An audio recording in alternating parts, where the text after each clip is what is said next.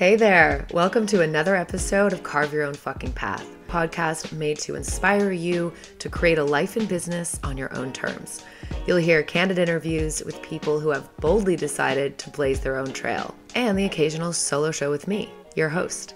I'm Willa McDonough, on-camera coach, storyteller, and remote video producer. 5 years ago, I moved from my home base of San Francisco to the coast of Portugal, taking a big leap into the unknown.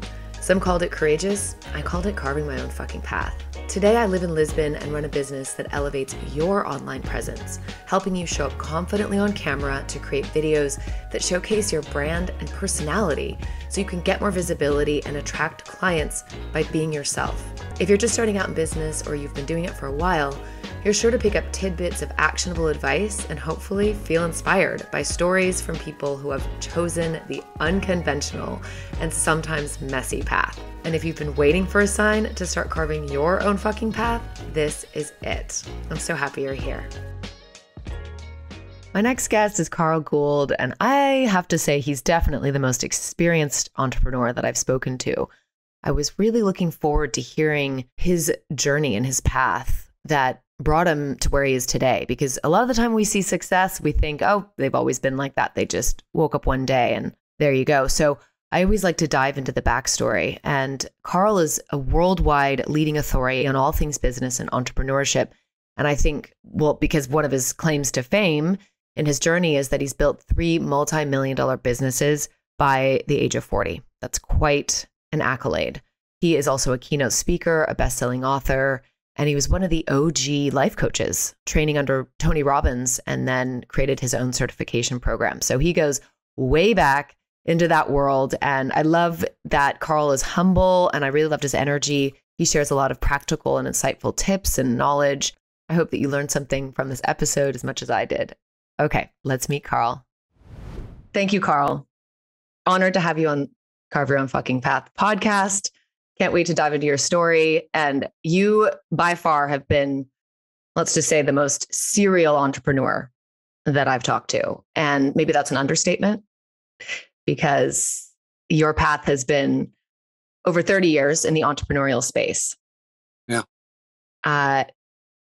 Let's go way back. And I heard this on one of your podcasts. It was like you were 18 years old, broke, with a broken leg. And that was your catalyst for starting your first business. So can you take us back to that point and really like, who were you back then? And what was what did you think the path that you were going to take? What did you think that was going to look like? Yeah. So I graduate high school and my guidance counselor says to me, or I'm getting ready to graduate high school. And my guidance counselor says to me, like, your math scores are off the hook. You should, University of Delaware has a great business program. You should go there. I had applied to a few schools and I decided on going to University of Delaware. And I really thought I was going to go into some professional career. I didn't think entrepreneurship at the time. Okay. But, so I was going to school for accounting and finance. I don't know. Am I going to become a lawyer? Am I going to become an accountant? Am I going to become, am I going to pursue the finance fields, And then I'm one of 10 kids and I was paying my own way through college. I had a few grants, few scholarships, and a lot of loans, a lot. Yep. Right. And so in my second year, I broke my leg pretty badly. And 2 days before Christmas, as a matter of fact, my friend had to drive my car home because I had a stick shift car. Couldn't work the clutch because my leg was in a straight immobilizer, and then later a cast from my hip to my ankle, which was there for 3 months. And so I after some physical therapy and all that, I'm literally sleeping on the couch in the living room in my mom's house, and I was broke. And then all of a sudden I start getting these letters, and I'm like, for this loan and that loan. And it says, when you're out of school for 6 months, we assume you're done with school and you have to pay all this money back. And I'm like, you are kidding. I haven't made a penny in 6 months. I don't have any money. Uh-huh. Now I'm in negative money. I'm in negative territory. I have negative net worth. So I started my entrepreneurial career negative net worth. And so I'm thinking, I have plenty of time to think. I look around and I said, well, what do I know how to do? And I grew up in the construction industry, both sides of the family, had contracting companies, but I did landscaping through landscape installation work, design build through high school. I really enjoyed it. As a matter of fact, my boss had me go on certain appointments and give proposals. And I was actually winning proposals when I was 16 and 17. So I started thinking about it. I'm like, you know what? Why don't I give that a shot? Can't say it was my passion. Can't say it was like my dream job or like someday I'll get a chance. None of that. So I start that business and it was really successful. I found out that work was a lot more about hustle and grit and resilience than it was having an MBA or a PhD. Not that not having degrees wasn't important, but I found that nobody was asking me, how many courses did I take in college? What was my degree? Where did I go? It was like, can I instill confidence in you that I can do the job or not? And then if I did the job, again, nobody cared where I came from. Could I get the job done? I got the job done. Then all of a sudden, they not only were happy with me, but they told their friends about me. And I'm like, all right, I think I get this gig pretty quickly. And so my landscaping business doubled every year until I sold it 7 years later. Wow. Okay. And when I first got into landscaping, a lot of my family was like, "Doing landscaping for? Should be in construction." I'm like, "I don't want to do construction. I'm not. I'm not really passionate about it. I wasn't tremendously passionate about landscaping, but I was outside. It was physical. I was working, and I was making my own money for the first time in my life. And so I sell the business, and then I start a construction company. And when I sold the landscaping business, I wasn't tremendously happy. I mean, I was happy that I sold, but I wasn't happy in the business. So I get into construction and everyone's like, you finally came to your senses. Good. And then I got into construction and I was even more miserable. And it was a successful business, but I'm like, what's up with me? I don't seem to like business. Maybe business isn't right for me. I don't know. And so I did sell my construction company. I owned that for 12 years and sold it. And but right when I actually was in my landscaping company, I went to a Tony Robbins seminar and a few other personal development seminars, fell in love with the whole idea of this concept called coaching. And I'm like, wow, I was a basketball coach at the time, with a buddy of mine. And, we coached kids in the youth program and loved it, right? And so, I like coaching, but that's sports. There's a professional coach, Yeah. And I'm like, what's with this industry? It was 90% women at the time. I mean, women, although Thomas Leonard and Tony Robbins might be credited with starting the coaching industry, it was really started by women, built by women. And we would thank women for the coaching industry because really they're the backbone of the industry. And when I started, it was 90% women, right? So I was very much an outsider coming in, Okay.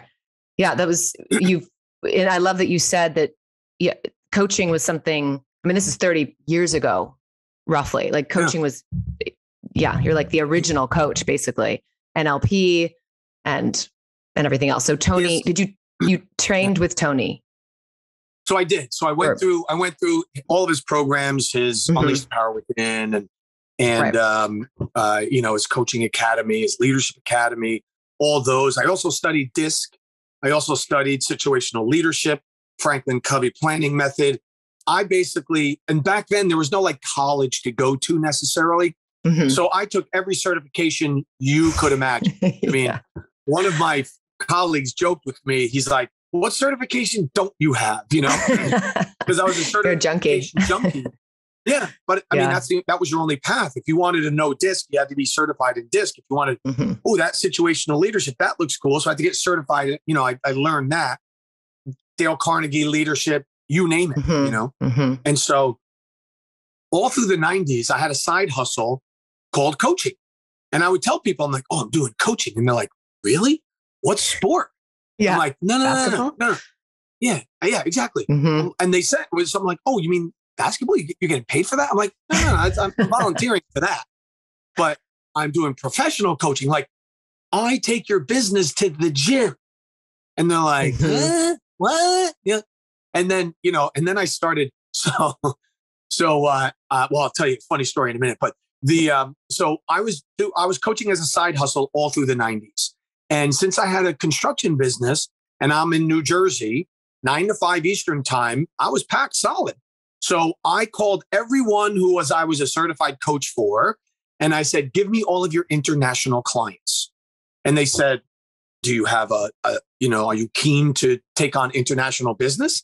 And I said, no, they're just time zone friendly.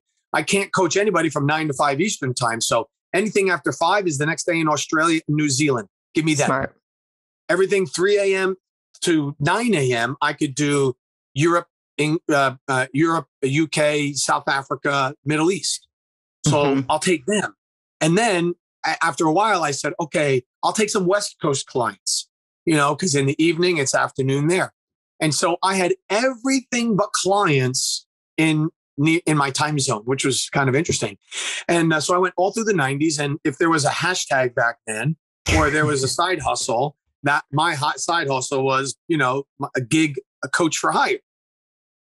So I did thousands of hours of coaching for, like I said, Robbins, situational leadership, Franklin Covey, all these different methodologies. So I hire a coach for my business in 1996, love the process. And that was the first business coach I was really around because I was an executive coach. I was a life coach. I was a results coach. I was an interventionist. I did NLP. I did DISC. I did all this stuff. And I did it with business people, but I wasn't really a business strategist. So I start working with this business coach and I love this process. This is awesome. Because I had been an entrepreneur now. By the time 2000 rolled around, I'd been an entrepreneur 15 years. I'm only 33 years old, but I've been an entrepreneur for as long as more of my clients. Now I've got the coaching skills. I got a couple thousand hours under my belt. And so I decided I want to go into business coaching. So 2002, I start preparing my business for sale. I go to a certification in England for the Institute for Independent Business. I'm now an accredited executive associate, business mentor type. And now with my background in personal coaching, plus my accreditation, I come out and I am a business coach. Here we go, right? And again, it's still young in the industry. And I tell everybody selling my construction company. And they're like, have you lost your mind? Why in the world would you do this? And I said, look, this is what I want to do. So what I want to do with my life. Now you have to bear in mind at the time, the job didn't exist. Remember a few years ago, social media manager, what's that? Yeah. That's new. Exactly. You want to do that? At the time to leave an established business from an established industry. Now I live in New Jersey. The average coach at the time, I had this brilliant idea I was going to do coaching. The average coach at the time, full time, made $23,000 a year. Right.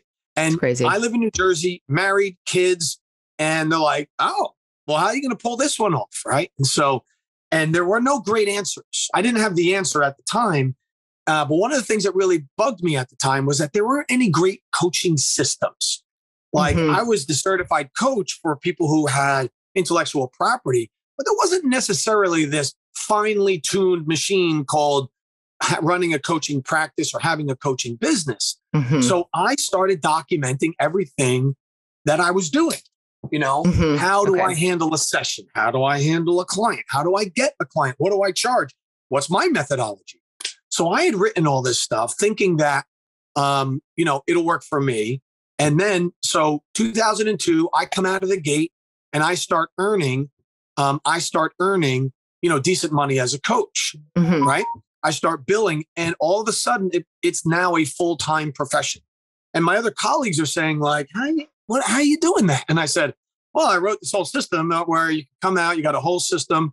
The average coaching engagement at the time was 3 to 6 months, life coach, business coach. My average engagement at the time was a year and a half. Wow. Unheard of. It was unheard completely. Of. Right. Yeah. And so I said, well, I developed these two methodologies, one for life, one for business. It's got 9 months worth of coaching in each rotation, 18 months. There you go. And so I said, look, I'm no better at marketing than any of you people are. But once I get a client, instead of having to lose them and get another one after 3 months, I've learned how to get one and keep one for 18 months. Right. Now my average is 4 years currently, but back then it was 18 months. So people are like, well, how are you doing? And so I would help this one, I'd help that one, I'd help this one, I'd show this one, I'd show that one. And then I found I was having as many calls teaching people how to run their practice and not getting paid for it than I was, coaching my clients and getting paid for it. So I started certifying and training people. And I went to different organizations and said, I could train your people. I could make them the best coaches, earning out of the gate, $250 to $350 an hour, and invoicing, maybe not making, but invoicing 6 figures a year, right?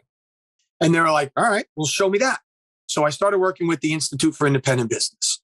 I worked for, at the time, some of the largest coaching companies in the world. And I learned under Tony Robbins, but then their company became a client. So so in 2004, actually, I was on his trainer team and I'm sitting on the production stage and I hear Tony say from the stage, we're a coaching company. And I turned to his head trainer. I'm like, I think I disagree. I think we're a training company. And she's like, no, I think Tony considers us a coaching company. I said, I'd like to put that to the test. And she's like, well, how would you like to put that to the test? And I said, I want to do a coaching breakout session at this seminar and sell coaching. And let's just see if we're a coaching company or a training company, right? Now, the beta test was pretty interesting. They said, we're going to give you 0 promotion and we're not going to talk about it. And at the last hour of the seminar, on the last day, we're going to give you a breakout room and you try to get whoever you want in there. You can, and I wrote a 1-hour seminar, and at the end we'll sell them coaching. Well, my coaching seminar, with a couple of other people, Gene McNaughton and a couple of the trainers, our seminar outsold their coaching booth 3-1. Their coaching booth was open for 60 hours over 4 days. Ours was open for an hour with no promotion. We outsold the coaching booth 3-1. Okay. The next day, I'd say, how many contracts did we get from our seminar? How many contracts did the coaching booth get? We got 3-1. So took a little time. So for a year and a half, I spoke at the Unleash the Power Within seminars. I did the coaching breakout session with Gene and we always had a trainer introduce us. And so that seminar still runs today. That started in 2005. Wow.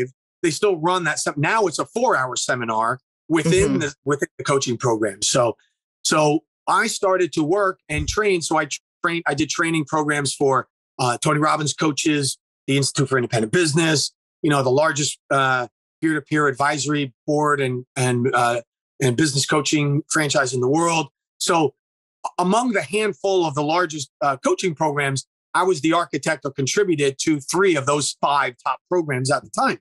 And so we're starting getting out about my certification program. And I've now since trained or certified or accredited or franchised somewhere in the neighborhood of 7,000 coaches worldwide. And so it's crazy. So starting in 2002, I was coaching people, but then training people. And that's when things really took off for me. Okay. Thank you for sharing that. Amazing story of, it's like you're in the right place, right time. And I'm just curious about your confidence, like confidence in general. Did it build over time? I'm sure it did. But as like just walking into these situations, it seems like you can think really quick on your feet. Like, where does that come from? Yeah. I mean, I think to some degree, I was blessed with that skill. I tell you, I started my entrepreneurial career really literally by accident. And I felt like I was forced into it. I could have taken a job, but the job wouldn't have paid me enough money. I said, look, I think if I went in my own business, I'd make at least what I would have made in a job. And if I can do that and maybe a little bit more, I can cover all this debt. I can carve out a life, So, but I had an incident happen to me in my second year in my business that really changed the game for me. So in my first year, I got most of my business and jobs in the beginning were from friends, family of friends, parents. Remember, I was 18. So like my friend told their parents, hey, this guy is starting a business. You need any work done? Maybe he can do the job. Right. And so I start going on my first few estimates, proposals, giving my quotations. And, people are saying to me like, I don't know if you want to do this, Carl. Contractors have a terrible name. They never show up on time. They never start on time. They're not responsive. And for the first 4 months, I started in August of 1986. Right. I'd done some work in 85, but in 86 is when I really started full time. And it's a seasonal business. So it ends around Thanksgiving, end of November. And so people were telling me for about 3 months, all the complaints about contractors. And the people that knew me were like, Carl, you ought to be careful that this perception's out there. People that didn't know me were like, what's wrong with you people? You never call, you never done. And they were giving it to me. And I remember thinking like, wow, like, man, contractors suck. I had no idea. What am I walking into? So I said, you know what? I'm going to take these 5 complaints that I've been hearing all year, and I'm just going to offer everybody a guarantee option. So if you do the regular job with me, it's the regular price. But I will guarantee I'll start on time. I'll finish on time. I won't change the price as long as you don't change the job. I'll guarantee everything for a year. And there'll be, the owner or a senior project manager will be on the job site all the time. But I added like a 35% premium to the guarantee. Same job. But I just promised what you said was the problem, not going to happen. And I gave you the option. And they said, well, does it mean if we don't take the guarantee, you're not going to do a good job? I said, no, it's the same job. But you just got done telling me, I've been listening for 6 months, how these 5 things drive you guys crazy. Is that right? And they're like, yeah, drives us crazy. I said, well, if those 5 things are a necessity, like you're having a wedding in the backyard or a building opening, or you got to start at a certain time to get a progressive payment, then I'll alter my schedule for you on that guarantee option. And what do you know? The guarantee option outsold the regular option 2-1. And I was like, wait a minute. Like, what's going on? And then I started to realize that all my clients had something important. They had some sort of time distress. I realized I'm starting to get the time distress, the deadline distressed clients. And I thought, all right, I didn't realize there were that many time distressed, deadline distressed people out there.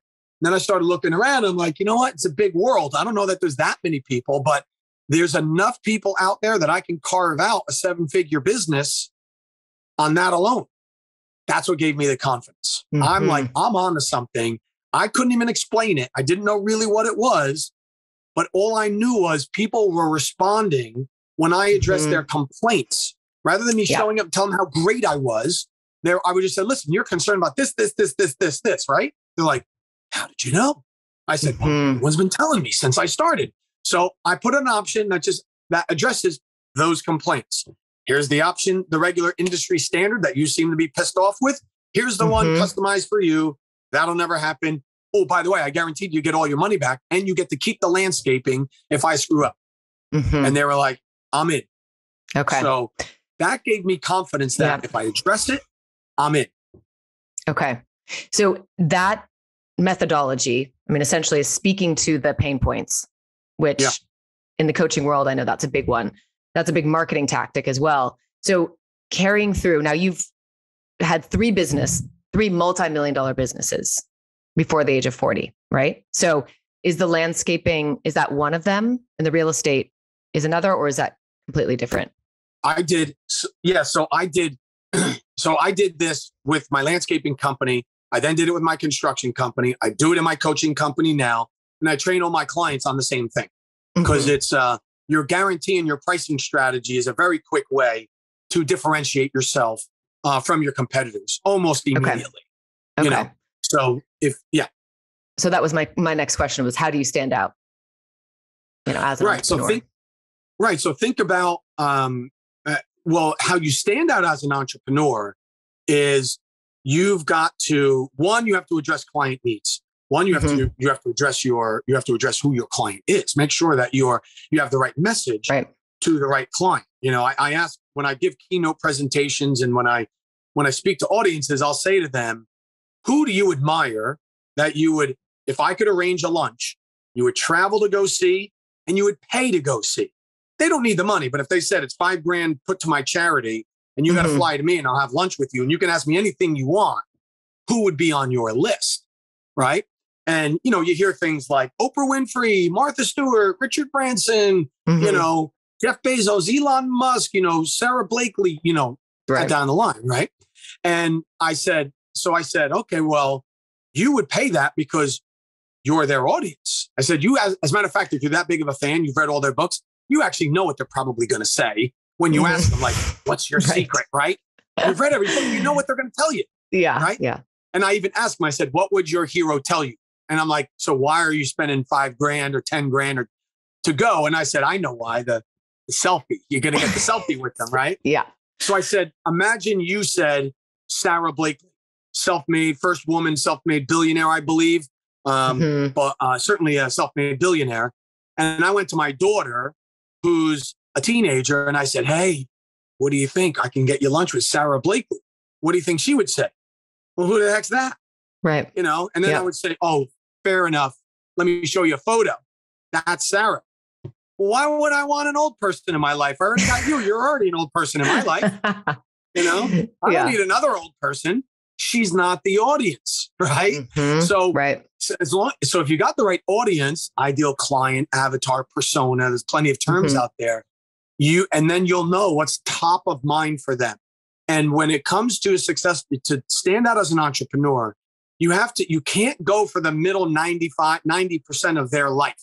You have to go for what's the top 5% of their life and the bottom 5% of their life or business. And you have to live there. The middle 90, that's all your competition. But you have to have the guts enough to make the offer no one else is willing to make, because someone who's passionate about what you do is looking for that somebody. Somebody who's passionate about watches, right? What are they buying? Someone's passionate about cars. What are they buying? Someone's passionate about vacations. Where are they going? Right? You know, and so think about that for a moment, right? So when somebody, decides I'm going off the grid, I'm going to live in a van. They don't park the van in their backyard. They go to Yellowstone. They go to Grand Canyon. They go to all these amazing places that are on their bucket list. Well, if you're a coach for the person living off the grid, you're going to get that person, and they're going to tell if you're full of shit and can't bring it, or if you or if you know what you're talking about. So they're looking for top 5 and bottom 5. Like, what am I? Help me stay away from the worst and help me experience the best. The middle, I got everyone else in my life for that, but I need to be in those two areas. So as a entrepreneur, you need to be willing to fully commit to your client. Right now, most people don't do that. Oh, I do that. No, you don't. Most people don't. 95% of the businesses I bump into are doing things more out of convenience. They're not fully committed. And what I mean by that is I'll say, all right, give them a guarantee. Oh, well, if they don't take action. Whoa, hold on. 2 seconds ago, you were the best thing since sliced bread. All I said is fully commit, give a guarantee. And all of a sudden you fold like a suitcase. You're not fully committed. You're doing what's convenient. You're doing what's good for you, not what's good for your client. Your client has to know that it's going to hurt you as much as it hurts them if it doesn't work out. Right? And you have to be willing to put yourself on the line and promise that, and be resilient and mitigate the risk in order to stay in that place. And that's where the top entrepreneurs are, right? They occupy that upper echelon because they're fully committed. Elon Musk, is this guy fully committed or what? I'm sending a rocket to space, and oh, by the way, I'm going to bring it back. And then I'm not going to put astronauts in it. I'm going to put your Uncle Eddie in there. I mean, come on, this guy's fully committed, Yeah. And that's what you get. Totally. I love that. Okay. A day with you is 20,000. Yes. Curious, like, what type of businesses do you love to work with, first of all? Like, what lights you up? Yeah. So I work with the independently owned, entrepreneurial, growth-minded CEO, right? Now, you notice I didn't say what kind of business. So we've gone out of our way to be industry agnostic. And the reason why is, one, being a generalist is the hardest place to be. It's a lot easier to be a specialist. right? Right. I could be a specialist with landscaping companies. That's great. Learn the benchmarking. That's easy. That's easier. It's not easy. Those are great advisors. Being a generalist means you have to understand what works in every industry, right? Now, 82% of the innovations of the 20th century came from the front lines of another industry. So if you're going to innovate your business in your industry, that innovation is coming from outside the industry looking in, right? So think about it for a moment. In the 1980s, a banking executive had on their strategic objective list that we have to figure out a way to offer more service to our clients without raising costs. That executive drives through McDonald's drive-through, picks up a meal and says, I wonder if I could do this for banking. Poof, drive-through banking, right? The restaurant industry changed the banking industry. Steve Jobs said, I want to put 1,000 songs in your pocket.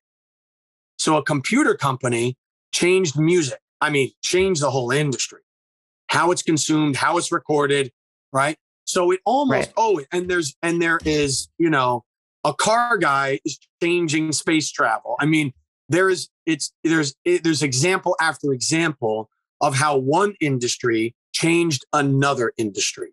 And so in order to do that, we've made the conscious choice to work with companies in various industries in various countries. We've worked in 68 countries. We've worked in just about every industry imaginable. And we see all of the innovations that can be dropped into your industry.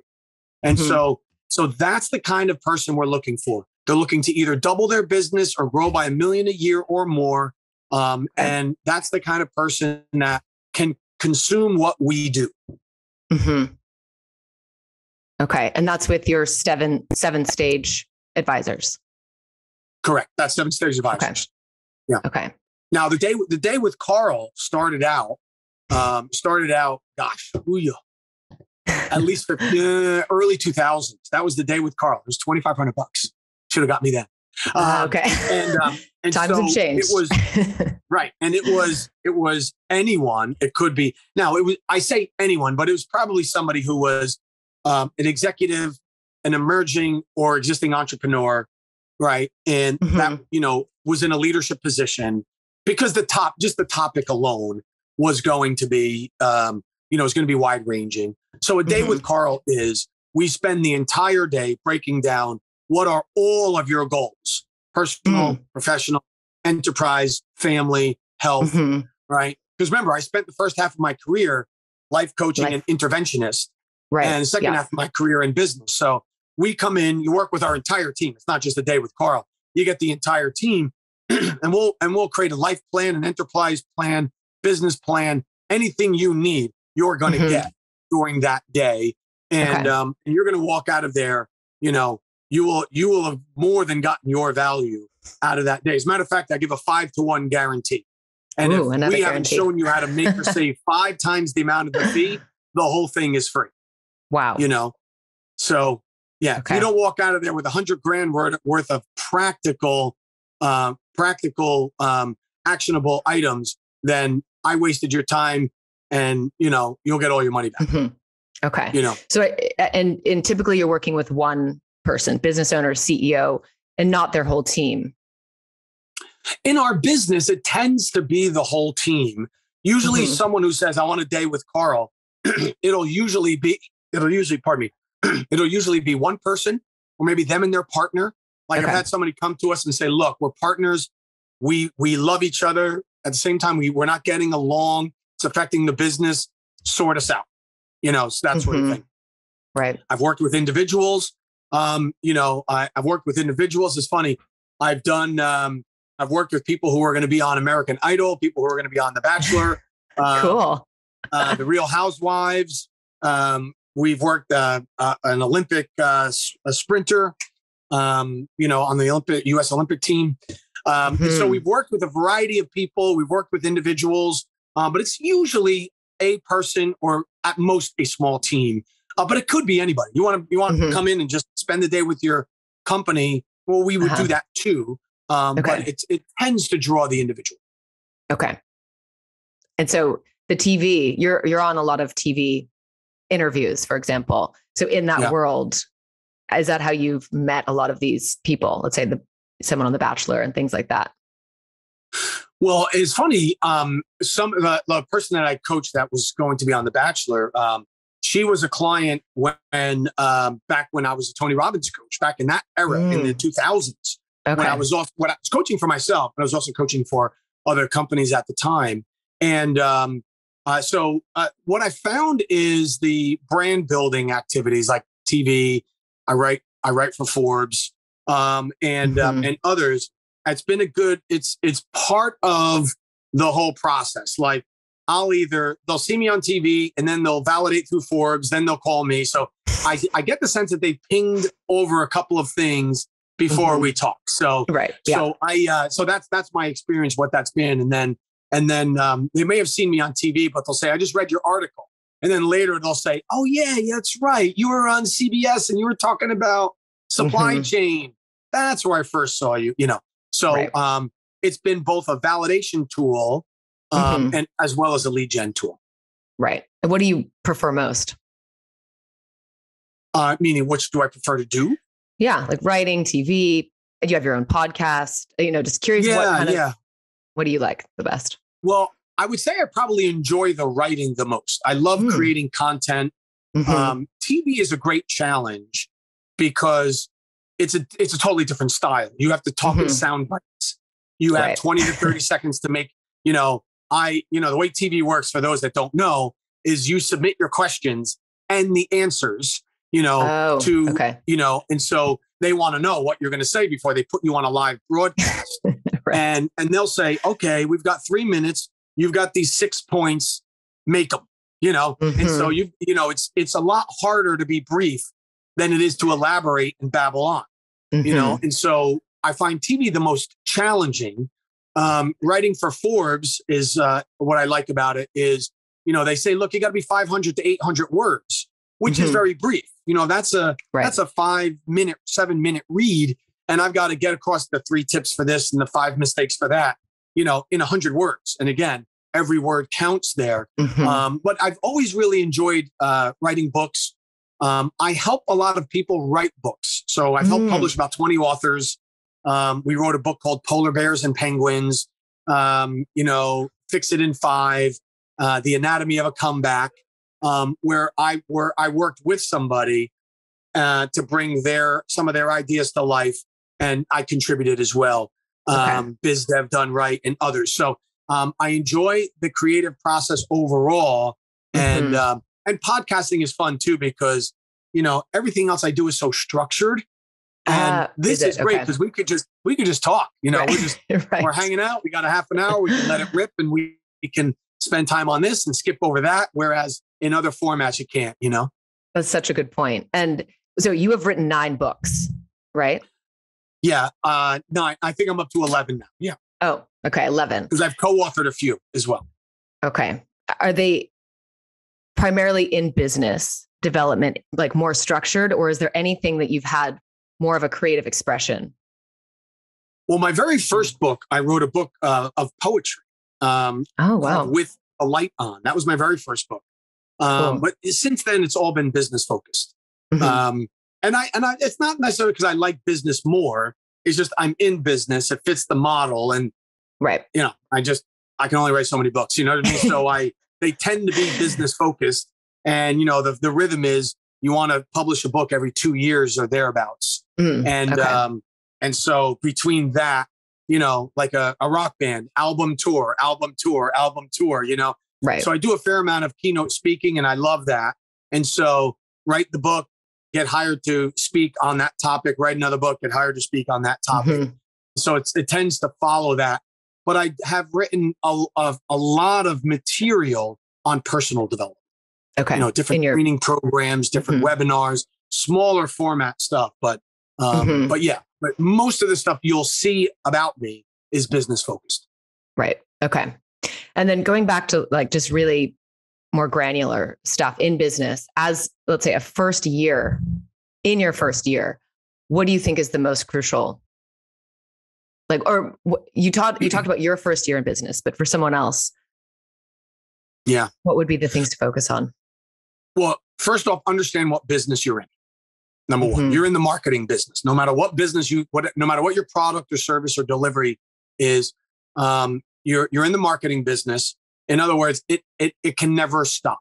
You start lead gen and sales, no matter how busy you get, no matter how much it's raining or how much it's snowing or how strong the sun is or how nice the pool feels and you see the phone ringing. You have to take that call. You have to generate that lead. You have to post. You have to podcast or whatever you're doing on a consistent basis. You have to market and sell constantly. It never stops. People ask me all the time, Carl, when does it get easy? I'm like, oh, I could tell you the date. You want to hear the date? Look up the calendar, find the date that says never. That's the date. When you find that date, that's the date it gets easy.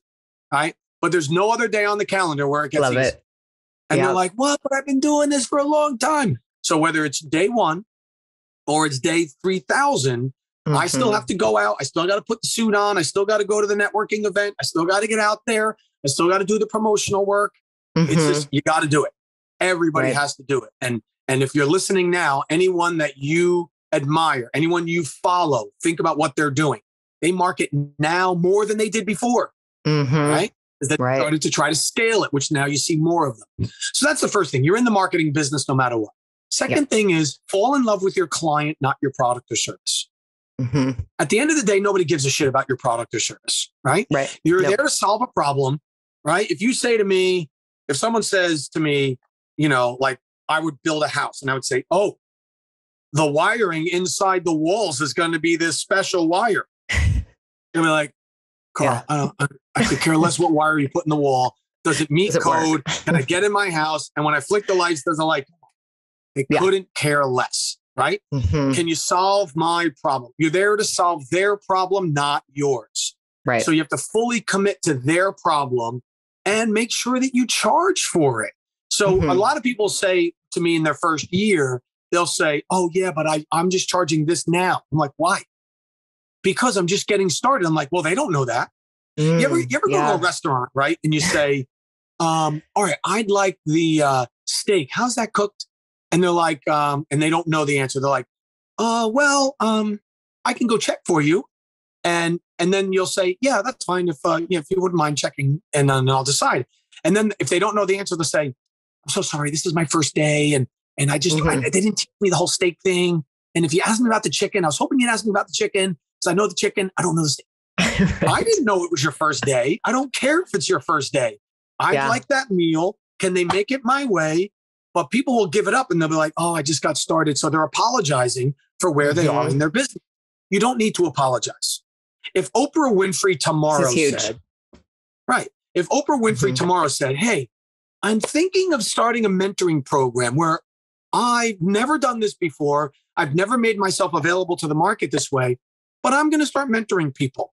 Do you think Oprah Winfrey would discount her services? Never. No. She doesn't need to, right? Right. Now, so here's the script, everybody. You're in your first year. You're getting started. Here is your script. When people say, how long have you been in business? How long have you been doing this? Here's your answer.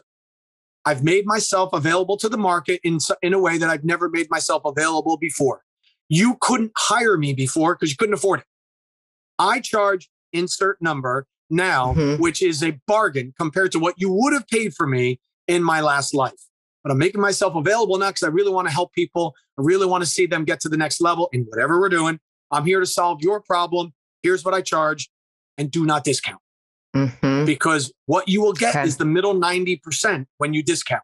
What you want is that top 5 to 10%. Charge what you're worth because they know your value and they're willing to pay for you. Right. And so all it matters is that, look, if you think, it's funny, my daughter's 16 now. 5 years ago, she says to me, Dad, what were iPhones like when you were a kid? I said, oh, wow. I said, Vanya, funny thing. I said, iPhones weren't even around when you were born. She was like, nope. Get out. I said, no, they came around when you were 2 years old. I said, look, it's the iPhone 13 right now, right? And she said, yeah. I said, they do one every year, right? Well, you now know how old the iPhone is. She's like, get out of here. I said, so is anyone saying, well, I'm not going to try the iPhone until you've got 30 years under your belt? No, they're like, they stand in line to get the next one. So it doesn't matter how long you've been out there. Are you good? Right. If you suck, yes, discount your pricing. Lay low on social media if you're boring, right? But if you're fully committed, if you're passionate about what you do, if you got something to say, blast it out as much as you can, because the passionate people want to hear it. The passionate people want to see it. You know? True. So, and then the energy behind it, because that's really what sells. You can't fake that. No, not at all. Not at all. So yeah. And they'll see right through it. The client you want will see right through any BS. Right. You know? Exactly. So. Okay. So the scaling bit, I know that's, when you come in, it's like, let's get this business and scale it. What would be, if someone's in their business, maybe however long, it doesn't matter, but when would you say scale? Okay. Like when would they hire you? So a big thing is to understand the difference between growth and scale. Okay. So when you first start out, you're growing your business. How do you know the difference? Growth requires you. Scale doesn't necessarily require you as the owner. Ooh, so when you're growing, they want you involved. You're somehow doing some part of the business, and the day-to-day activities require you. Scale implies that you've built systems, that you have people that understand and are aligned with your vision, and they can run the day-to-day operations, and they can be the ambassadors for your vision without you. Okay. Now, how do you get there? You need something called proof of concept. And so proof of concept means you have done whatever it is you do enough times that you know who your ideal client is, how much they're willing to pay. And I don't mean like, well, they pay me. That's not what I'm talking about. You have figured out what is the maximum amount that they will pay you for your product or service, and the maximum amount they will rebuy your service, and the quickest frequency. So how much, how often, how frequent, right? How many times? Now you have proof of concept. Okay. Now for a lot of companies so if you're a single, solo entrepreneur, whatever you're doing, you're making more than like 250 or 500,000 a year. Then you've got proof of concept. Well, I coach people. I make 100, Carl. I think I got to figure it out. You're making 100 on your own. I'm telling you, haven't figured it out because they're not paying you as much as you could be charging. And that's cool. I'm not saying you don't have a good business. You may have a good business, but you wouldn't be ready to scale because you're not charging enough that when you put in layers in your business, there'll be no money left over. So you don't know yet the maximum someone will pay you for your services. That's why a day with Carl started out 2,500, went to 5, 75, 10,000, 12,000, 15, and 20. People keep paying it, which means I could probably keep going with my price. I'm 20 something years. 17 years in. Yeah. 17 years in on the day with Carl. And I still haven't reached my ceiling. So I'm still, to some degree, proving out the concept on the pricing side, because I still get clients at every number, right? Right. So you've proven out the concept to the point where you're pretty sure, like, you've hit the ceiling of what you could charge. They can't buy any faster. They can't buy any more frequently, right? Now you've got proof of concept. You have enough space there to create systems, hire people, and fire yourself up the org chart, right? Now, once you fired yourself up to visionary, so you're just chairman or chairwoman of the board, you tell everybody what's the deal, and they do it, and they take your vision, systematize it, and run with it, then you're ready to scale, right? So you can grow, and you can be in growth mode your whole career if you want. And you may say, I don't really want a business that scale. I like my accounting practice or my dentistry or my consultancy or my speaking business, or I'm a mechanic, my mechanic shop. Totally cool. Or you're a contractor. That's awesome, right? There's no requirement that you have to go there. But if you want to go there, you need those prerequisites before you try to scale. You just broke that down so beautifully. Thank you. Oh, thank you. I like to fire yourself up too. Yeah. Your job is to fire yourself off the org chart. Start low. Yeah. Hear me on this one, folks. Don't fall for that trap. Just hire a CEO and they'll run everything. If they're the wrong person, they'll hijack your business, and you're not good at hiring people and you're not good at training them.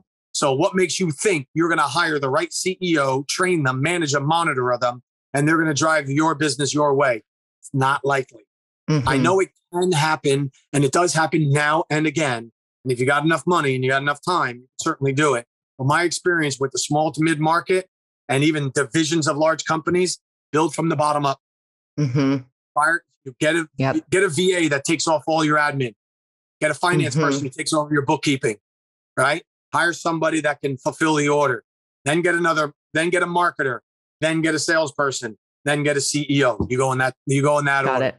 Lower risk, lower cost. It's got a much more proven track record, and you'll thank you later. Right. Yes. Just that nugget alone. Okay. So you have 3 children. Yes. Any of them on the entrepreneurial path? And would you promote them to do that? 2 of the 3, no. And I would not necessarily promote anything. I want them to do what they do. So what they want to do, I should say. So I grew up in a very entrepreneurial family. Half of my siblings are entrepreneurs. The other half are executives of something. So we were very entrepreneurial.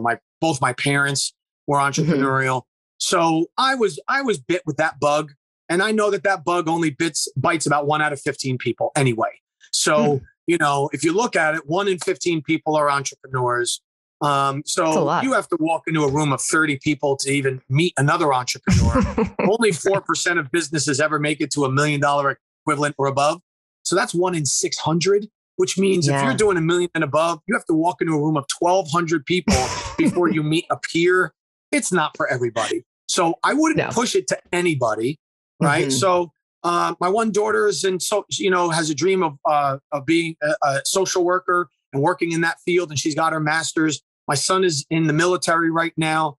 My daughter is 16. So, she's taken classes in entrepreneurship, but we'll find out. But look, it's a bug that doesn't bite everybody.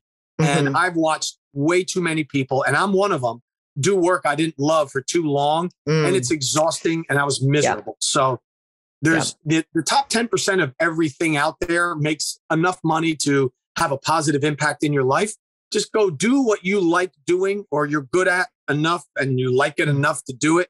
Make enough money and that you enjoy and it's meaningful in your life, and go do it. So I don't want to push them in any one direction. Okay. Just curious, because growing up in that type of environment, I think is inspirational, or you completely go the opposite way. You just never know. Yeah. I mean, I think, I don't know. It's a great question, because I don't know that what I do has either inspired them or driven them, but they've certainly gotten the experience. Right. Yeah. So they've been to work with me. They've gone to trade shows, and they've seen me work. They've seen keynote presentations. They see the books. They see all that. And I remember there was one time I was with my son and youngest daughter right before a keynote. And we were behind the curtain. It was a very large audience, very large audience. And I said to the kids, I'm like, all right, I got to go. It's time. I got to go out there. And they just looked around the curtain and they were like, holy crap, you're going out there? They were nervous for you. Yeah, they were like, wow, better you than me, dude. And the very first time they saw me do a keynote, I said, oh, I'm doing a keynote. And they're like, oh yeah, what's that? I said, well, I'll be giving a speech to a bunch of people. And I think in their head, it was like me and 5 people. We get to this place and there was, I think, a couple thousand people. And we walked into the venue and they're like, wow, who are they coming to see here, Dad? And I'm like, well, me. And they're like, get out of here. No way. Why would they want to do that? They didn't get the concept at that point. And then they're like, oh, wow. All right. Okay. See what you do. That's a big deal. Yeah. But I think they understand what I do, but I think they understand it enough to know whether they'd like to do it or not. Right. They're certainly very capable. It's just, do they have the appetite for it? Yeah, exactly. So this leads me to my next question. What are you most proud of? What comes to mind first? Well, there's a number of, depending on which category we're talking about. In my personal life and business, we'll call it business, is that I took the leap into what I wanted to do, even though the job didn't exist, but I just knew it was right for me. And I just re-engineered my life, and I've been happier ever since. I absolutely love what I do. I love who I get to work with. I'm honored I get to do the work that I do. I work harder now than I think I ever have. And I just love it. But I've also, I'm proud of my kids. I mean, they're amazing, and whatever part I've played in that, awesome, and, so, I mean, there's a lot of areas that I feel really blessed in, and so those are the two that come to mind. Yeah, those are pretty huge. Waking up every day, loving what you do, loving your family. Yeah. You couldn't ask for anything more. So thank you for sharing that. What are you most looking forward to at this point? Looking forward to. So in our business, we're pivoting a little bit, and we're getting more involved in our clients, and we're investing in businesses, and we're getting more involved in the day-to-day operations of our clients. So that's exciting. It's kind of the next generation for what we're doing. And so to that end, we've started a growth academy where companies can come in now 3 times a year and learn what we do. We just, as a matter of fact, finished one yesterday. So that was a ton of fun. And so these are challenging, fun things that we're doing right now, in addition to the work that we've been, that are our bread and butter traditional work that we do in our firm. So that's been fun and very stimulating. Okay. Very cool.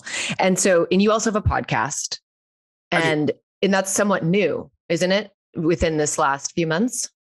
Yeah, it's we launched it this year. It's called the Carl Gould Collective, and it's inspiring entrepreneurs and subject matter experts. And the subject matter experts, we say, all right, you got 45 minutes to teach us something.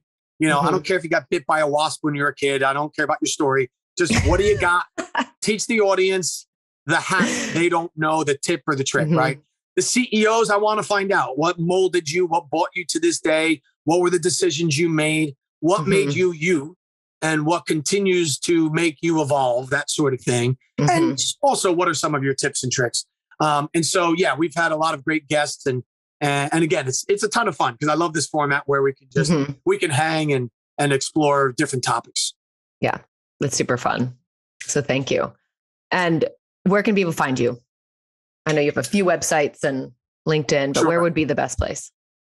Yeah, so you can go to my personal website. It's called carl360.com, CARL360.com, or carlgould.com is my main site. And that's the gateway for all the things that I do. If you want me to speak at your event, or you want a day with Carl, you want coaching, or you want to turn your business into an Olympic athlete, we're there for you. Awesome. And all your books, Amazon, I'm assuming. Amazon, you can find them all there. Any one of the websites, pretty easy to find that way. Are you? Yeah. Okay. Thank you. I just want to acknowledge you again for showing up and keeping it real. You're a wealth of knowledge and expertise and experience. And I'm just really happy to be able to connect with you. And well, thank you. Glean some information. I'm just, absorbing it all. It's really, really impactful. So thank you. Awesome. Well, my pleasure. Thanks for having me. I appreciate it. That brings us to the end of this episode. Thank you so much for being here. If you enjoy the show, please rate and review on Apple Podcasts. It makes a big difference for visibility. And even better, share this episode with a friend. And don't forget to subscribe so you never miss an episode every other Wednesday. If you're interested in working together to elevate your online presence, I'd love to hear from you. Reach out to me on Instagram at whereiswillow. I also hang out on LinkedIn, Willow McDonough. Until then, cheers to carving your own fucking path. I love you.